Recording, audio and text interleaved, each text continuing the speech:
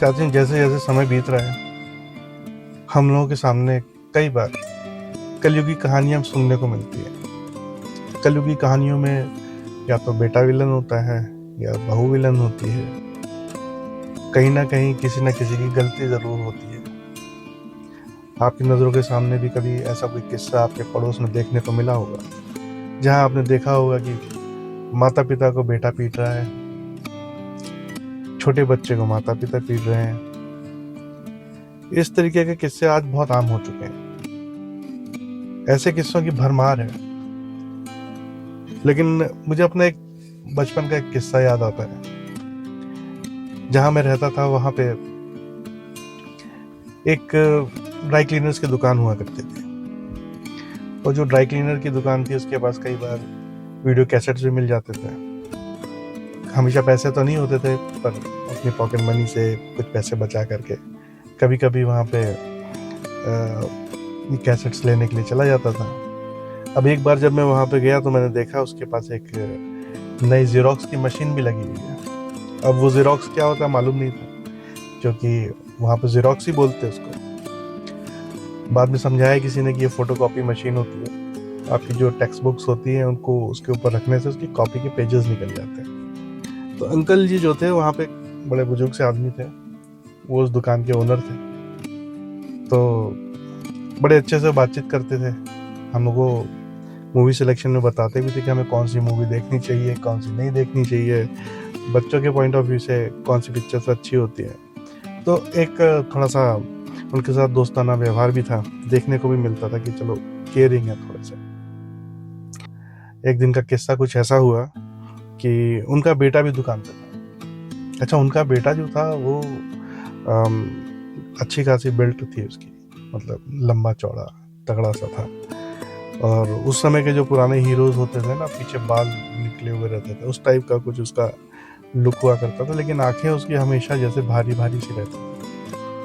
तो उस दिन भी वो दुकान पे अपने पिताजी के साथ खड़ा था और वो मदद कर रहा था। कभी कस्टमर्स आ रहे थे तो उनको हेल्प करता था कि कुछ ज़ेरॉक्स निकालनी है, बच्चे कुछ फ़ोटोकॉपी लेने आए हैं। और साथ में हम लोग भी पहुंच जाते थे कि लाइए साहब थोड़ी सी एक मूवी दिखा दीजिए, कोई अच्छी नई मूवी आई है तो। पर उस दिन मैं वो सीन देख करके थोड़ा सा इसलिए वहाँ पे जो हुआ वो मेरे को आज तक याद रहा, भूल नहीं पाया। उसके पीछे कारण ये था कि एक गलती हो गई थी उनके पिताजी से। जो अंकल थे वो शायद ड्राई क्लीनिंग का कुछ कपड़ा जो था उनसे जल गया था, और जो कस्टमर था आयरन के टाइम पे जल गया था। और जो उनका कस्टमर था वो थोड़ा सा नाराज होकर गया था दुकान पे और पैसे काट लिए थे, जिसकी वजह से बेटे को इतना तेज गुस्सा आया कि उसने ये भी नहीं देखा कि अब बच्चे वहाँ खड़े हैं, अच्छी खासी भीड़ है। उसने जोरदार झन्नाटेदार तमाचा अपने फादर के गाल पे चढ़ दिया। और वो अंकल जो थे ना बेचारे, उनकी आंखों से सिर्फ आंसू गिर रहे थे, कुछ नहीं बोल रहे थे, और उनके होंठ कांप रहे थे। उनका इस तरह का नज़ारा देख करके मैं काफ़ी भावुक हो गया। मुझसे देखा नहीं गया और मैं वहाँ से चुपचाप चला आया। अब आप ये सोचिए कि जिस हिसाब से वो दुकान चल रही थी, जिस तरह से अंकल उस दुकान को चला रहे थे, उससे आने वाले पैसे से भाई साहब काफ़ी नशा करते थे। जैसा मैंने आपको पहले ही बताया कि इनकी आंखें काफ़ी चढ़ी रहती थी।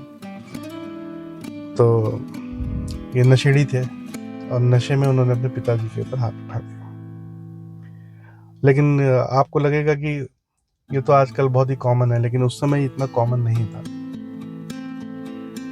आज आप देख सकते हैं कि वीडियोस भरे पड़े हैं, रील्स भरी पड़ी हैं, जिसमें फादर के ऊपर बेटा ताबड़तोड़ हाथ चला रहा है, मारता पीटता जा रहा है।